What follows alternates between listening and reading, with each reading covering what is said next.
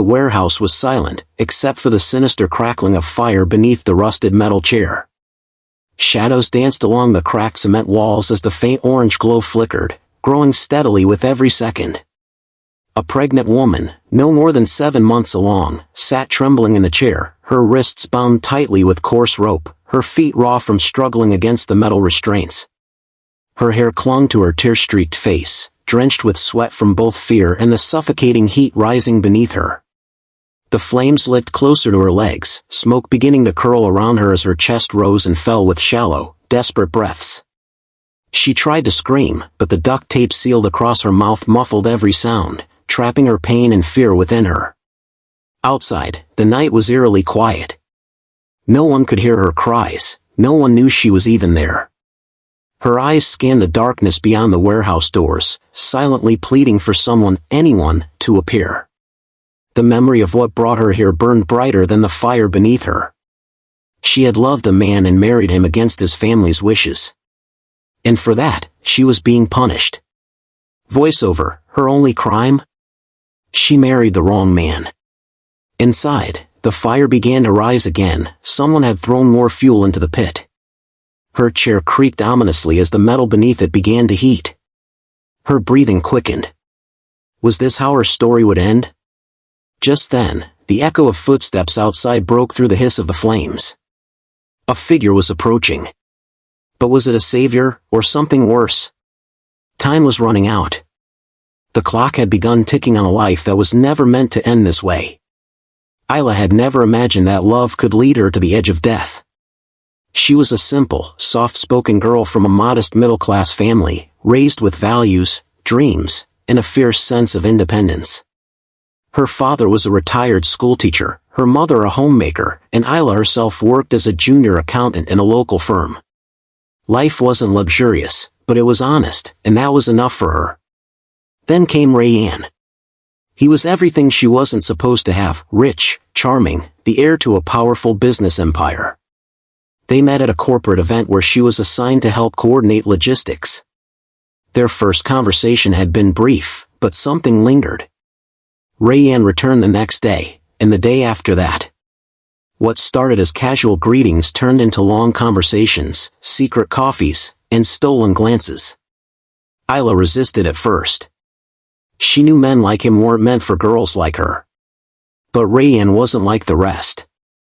He listened, respected her mind, and seemed genuinely drawn to her humility. Against her better judgment, Isla let herself fall in love. Their relationship was a secret for months. Rayanne knew his family would never approve. His parents were obsessed with status, lineage, and social appearance. To them, Isla was beneath their name, a threat to their carefully curated image. But Rayanne, defiant and in love, didn't care. One evening, in a quiet Nika ceremony at a friend's farmhouse, they were married. No celebrations, no lavish photos, just two hearts promising to stay together. For a brief while, Isla felt secure. She had a husband who loved her, and soon, she would be a mother. But that joy was quickly overshadowed by fear. When she discovered she was pregnant, her heart was torn in two. She wanted to tell Rayanne, to celebrate. But he had flown overseas for an urgent business expansion and would be away for weeks. Alone in his family's house, surrounded by people who barely tolerated her presence, Isla knew the truth would destroy her. Rayanne's parents already resented her. His mother would make biting remarks about her clothes, her accent, her cooking. His father refused to speak to her entirely.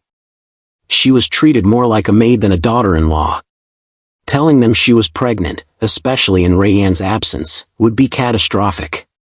She feared they'd throw her out, harm her, or worse, take away her child.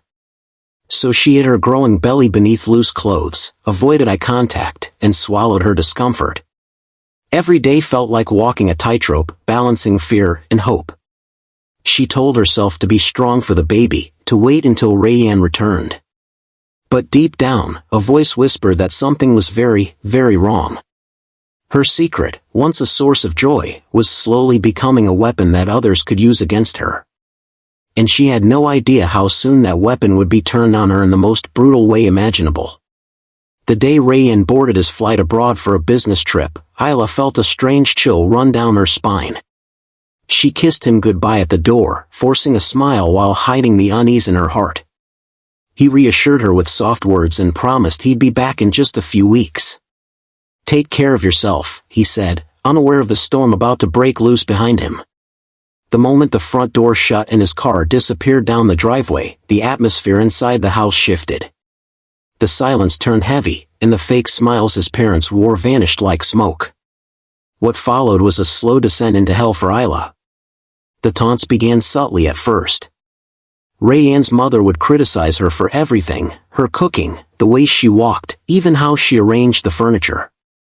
His father wouldn't speak to her directly, instead barking orders as if she were a housemaid. But it didn't stop at words.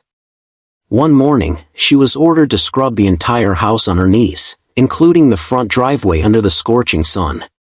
When she paused for breath, a slap cracked across her face with the accusation that she was lazy and ungrateful. Another time, they served her stale food while eating fresh meals themselves, smirking as she silently accepted it without complaint. Her stomach churned, not just from hunger, but from the growing fear that her unborn child was already suffering. What cut deeper than the bruises and hunger was the accusation that she had trapped their son. "You planned this pregnancy to chain him to you," her mother-in-law hissed one night, her face twisted in disgust. "You're just after his money." No matter what Isla said, no matter how much she cried, no one listened. She begged them to call Rayanne, to let her speak to him, but they refused. Her phone mysteriously vanished one morning, and when she asked for it, her father-in-law growled, "You don't need to talk to anyone. Just do what you're told." Days blended into nights, and Isla became a prisoner in her own home. The gates were locked from the outside. The maids, once friendly, were forbidden to speak to her. When she tried to sneak out one evening, her mother-in-law caught her at the door and yanked her back by the hair, dragging her inside while threatening to tell everyone that Isla had gone mad. That night, they locked her in the guest room, bolting the door from the outside. The tiny window didn't open, and she could barely breathe.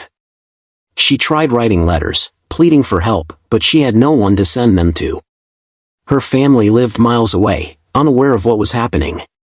Every attempt to escape failed, and every failure made them more aggressive. The physical abuse became more frequent, calculated, and cruel, never in places where marks would show. Isla was breaking, inch by inch. Trapped, isolated, and terrified, she began to realize this wasn't just hate, it was a plan. A plan that would lead her somewhere far more dangerous than she could ever imagine. Behind closed doors, the in-laws' hatred toward Isla was fueled by something deeper than class prejudice. It was greed. The real motive simmered just beneath their cruelty, the fear of losing control over the family's wealth. Rayanne, being the only son and sole heir to a vast business empire, had all his assets tied to his name. With Isla now legally his wife, and a child on the way, the family estate and company shares would automatically be linked to her and the unborn baby.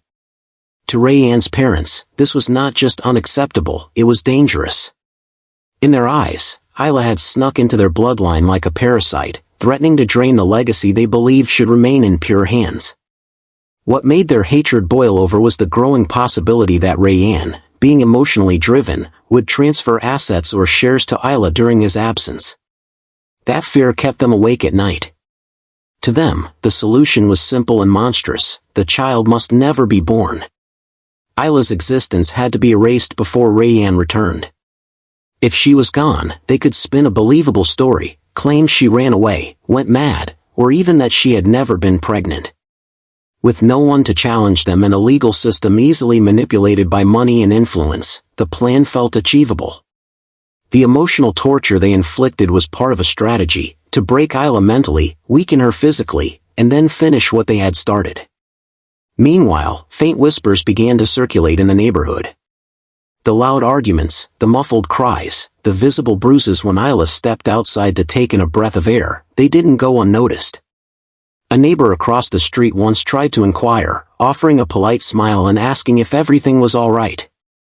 Isla barely nodded before her mother-in-law rushed out, eyes blazing, and dragged her back inside. That was the last time anyone saw Isla out in the open. Even the maid who had once worked for the family left abruptly, refusing to speak about what she had seen. But no one took action. The family was too powerful, too respected in public. No one wanted to be the one to accuse them. Fear silenced concern, and silence gave the in-laws exactly what they needed: time. Time to execute the plan they had whispered about in the dark corners of their mansion. Time to get rid of Isla, before her child could ever take its first breath. It was a cold, gray morning when Isla's in-laws walked into her room with forced smiles and fake concern.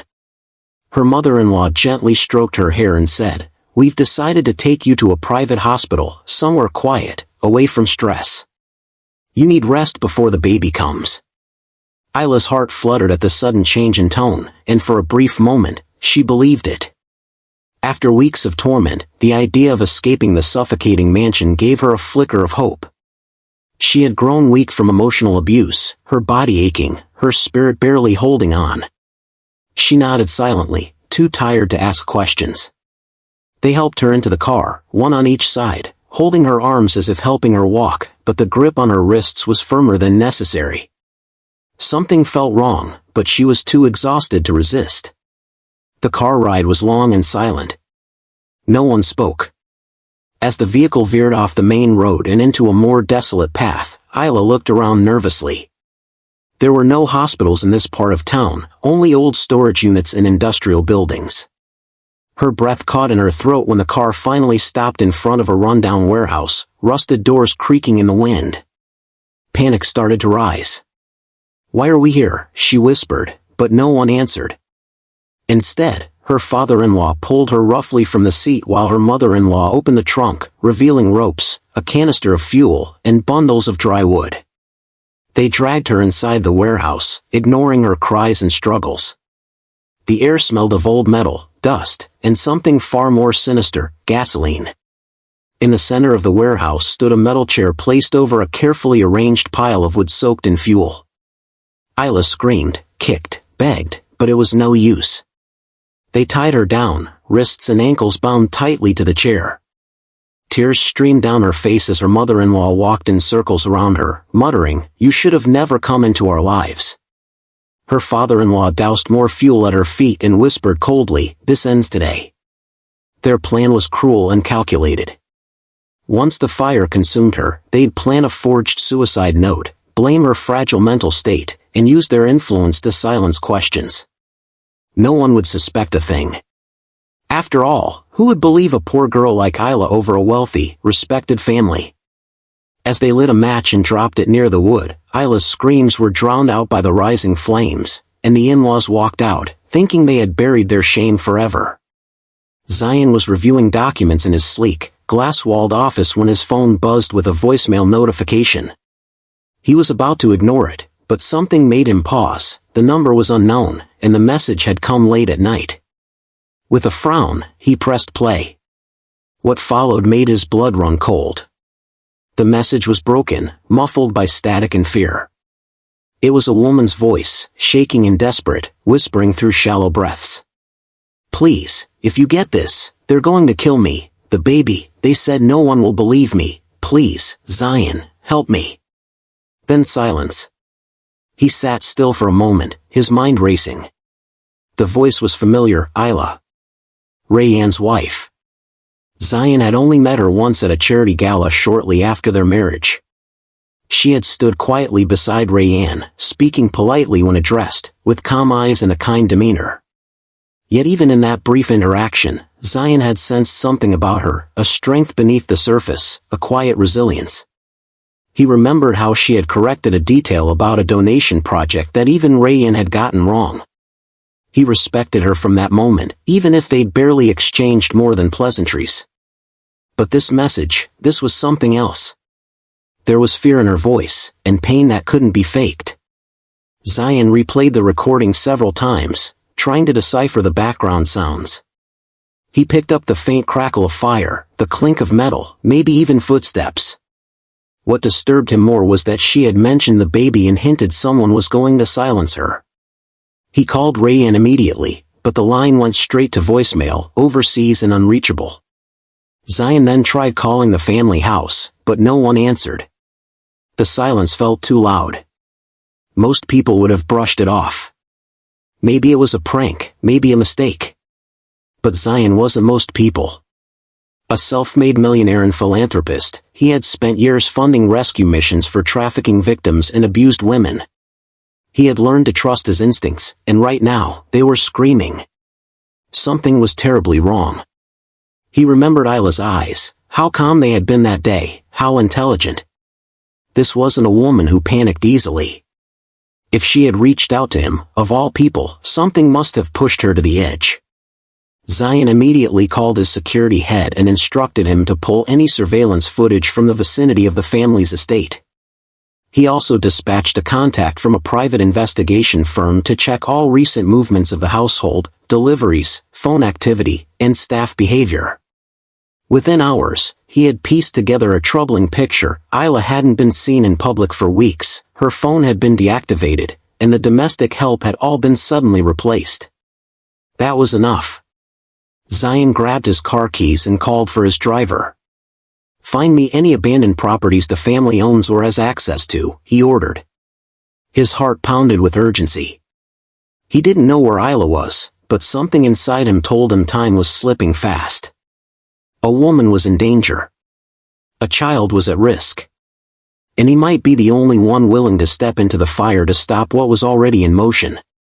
Zion's car sped through the dimly lit streets, his jaw clenched and fingers tapping rapidly against his phone screen as he coordinated with his investigator in real time. Every second mattered. The first breakthrough came when a nearby cab driver reported dropping off an older couple and a visibly weak woman near the outskirts of the industrial zone. The woman had been trembling, silent, her eyes swollen as if she'd been crying for days. Something about her haunted the driver, and when shown Isla's photo, he confirmed it was her. He pointed them toward a rundown cluster of warehouses at the edge of the city. Zion's gut twisted. He had a location now, but was it already too late? With his driver pushing the car to its limit, Zion scanned maps of the area. He cross-referenced it with the property registry his team had accessed and found a warehouse once owned by Ray Ann's company but abandoned after a failed expansion project. It was remote, desolate, perfect for someone who wanted to hide something, or someone. Zion's heart thundered in his chest. "Faster," he told the driver. "We don't have time." Meanwhile, inside the warehouse, Isla was barely conscious. Her wrists were rubbed raw, skin blistered from the heat radiating beneath her. The fire had begun to spread, the wood crackling angrily below her feet. Thick smoke wafted into her lungs, making every breath a struggle. Her tears had long dried, now only sweat poured down her face as she whispered broken prayers, desperate for any kind of miracle. Her mind drifted between the memory of her unborn child's first fluttering kick and the haunting fear that she would never get to hold them. The chair beneath her creaked again. The ropes singed slightly at the ends, and she flinched, her legs instinctively pulling up in terror. Her head slumped forward, but her lips still moved, pleading, begging for help. Somewhere, somehow, someone had to hear her. Outside, Zion's car screeched to a halt. He jumped out before it fully stopped, flashlight in hand, scanning the surrounding buildings. Then he saw it, a faint flicker of light dancing through the broken window of the warehouse. Fire. Without thinking, he ran. Kicking the side door open with a thundering crash, he stepped into a nightmare. Smoke curled around his legs, the air thick and choking. His eyes locked onto the center of the room. There she was, barely visible through the rising heat, tied to a chair, fire licking the floor beneath her. Zion's voice boomed through the space, "Isla." Her head jerked weakly in his direction. She was alive, but just barely. Time had run out. He had only seconds left. Zion's heart hammered as he kicked open the heavy warehouse door, the rancid smell of smoke hitting him instantly. The air was thick, choking, filled with the acrid sting of burning fuel. His eyes darted quickly through the haze, searching desperately for Isla. Suddenly, he spotted her, slumped and tied to the metal chair, the fire beneath her licking hungrily at the wood, sending sparks flying toward her legs. Her eyes were wide with terror, and a thin trail of tears mixed with soot streaked down her face. Before Zion could move, a sudden sound behind him made him whirl around. The in-laws, their faces twisted with cruel satisfaction, stood blocking the exit. The father-in-law brandished a rusty iron rod, while the mother-in-law clutched a lighter in her shaking hand. "You're too late," hissed the father-in-law, stepping forward menacingly. "She belongs to us, and no one interferes." Without hesitation, Zion lunged at the man, grabbing the rod and wresting it from his grasp. The two men grappled fiercely, each strike echoing in the cavernous space. Sparks flew as the rod clanged against the metal beams above. The mother-in-law screamed in fury, trying to flick the lighter toward the fuel-soaked wood near Isla's feet. Zion threw himself in front of the flames, shielding Isla just as the fire burst into a furious blaze. The heat was unbearable, and Zion felt the searing sting as the flames grazed his hand. He winced but refused to let go of the ropes binding Isla. His fingers worked frantically, fumbling with the knots as smoke billowed around them. Isla coughed violently, tears streaming as the smoke filled her lungs, but Zion's presence was a lifeline. "Hold on, Isla. I've got you," he gasped, pulling at the ropes with every ounce of strength. Suddenly, a loud creak echoed overhead. The metal beams above them groaned ominously, weakened by the fire. Dust and debris rained down as a heavy beam snapped and crashed beside them with a thunderous crash, sending a cloud of smoke and sparks swirling through the air. The in-laws staggered back in panic, their faces contorted with rage and fear. The father-in-law snarled, "You won't get away with this," and charged at Zion again. Zion sidestepped swiftly, delivering a powerful blow to the man's ribs, sending him crashing into a pile of crates. The mother-in-law shrieked and tried to flee, but Zion grabbed her wrist and twisted until she dropped the lighter. He pushed her aside and turned back to Isla, whose breaths were shallow and labored. The fire beneath them roared higher, and Zion knew they had to move quickly. With a final yank, the last knot snapped free. Isla collapsed into his arms, weak but alive. Zion lifted her carefully, shielding her from the flames as he made his way toward the exit. The warehouse trembled again as the fire consumed more of the structure. Another beam cracked and fell, forcing them to duck and dodge falling debris. Outside, fresh air hit Isla's face, and Zion called for emergency help, his voice hoarse but urgent. Firefighters arrived moments later, battling the blaze as paramedics rushed to attend to Isla. The in-laws were left behind, arrested and stunned by their failure. Zion held Isla close, whispering reassurances through the chaos. Despite the burns on his hand and the smoke that clung to their clothes, he knew one thing with certainty: he had saved a life that night, and no fire could ever destroy that. In the days following the harrowing rescue, the weight of justice began to settle over the shattered family. The police had swiftly arrested Isla's in-laws at the scene of the crime. Their carefully crafted lies unraveled under the intense scrutiny of investigators and eyewitness accounts. The evidence was overwhelming: burn marks, ropes, and the testimonies of neighbors and staff painted a clear picture of premeditated cruelty.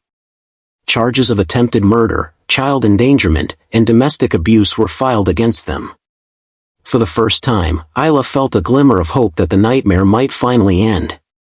Meanwhile, Isla lay in the sterile confines of a hospital room, her body bandaged and bruised, her spirit fragile but unbroken. The doctors treated her burns, some severe but thankfully not life-threatening, and monitored her condition closely due to her advanced pregnancy. The trauma she had endured was as much mental as physical, and counselors were brought in to help her navigate the overwhelming fear and pain. Yet despite it all, Isla's determination to protect her unborn child remained unshaken. Every day, she whispered words of encouragement to the tiny life growing inside her, holding on to hope like a lifeline. Miraculously, the baby was safe. Thanks to the timely intervention and advanced medical care, the doctors assured Isla that both she and her child would survive. The baby's heartbeat remained steady, a beacon of light amid the darkness. This small miracle became a symbol of resilience, not just for Isla but for everyone who had followed her story. News outlets picked up the case, sparking public outrage against domestic abuse and shining a spotlight on the dangers women face behind closed doors. As the legal process unfolded, Isla found strength in the support of friends, Zion, and a few courageous neighbors who had finally spoken out. The courtroom became a battleground where the truth was laid bare. The in-laws, once powerful and untouchable, faced the consequences of their horrific actions. The judge handed down strict sentences, sending a clear message that such cruelty would not be tolerated. Though the scars, both visible and invisible, would take time to heal, Isla's survival and the safety of her child marked a new beginning. The ordeal had tested her in unimaginable ways, but she emerged with a fierce resolve to reclaim her life and protect her family from the shadows of the past. After the traumatic ordeal, Isla knew that her life could never return to what it once was. With unwavering determination, she decided to sever all ties with the past that had brought her so much pain. Filing for divorce was her first step toward reclaiming control over her future. Despite the emotional turmoil and the public scrutiny that followed, Isla stood firm. The courts recognized the gravity of the abuse she had endured and awarded her full custody of her child, affirming her right to protect and nurture her baby without interference from Rayan or his family. Rayan's reaction was cold and distant. When news of the arrest and Isla's condition reached him, he showed no sign of remorse or concern. Instead of returning to support his wife and unborn child, he chose to flee abroad, avoiding responsibility and leaving behind a trail of broken promises.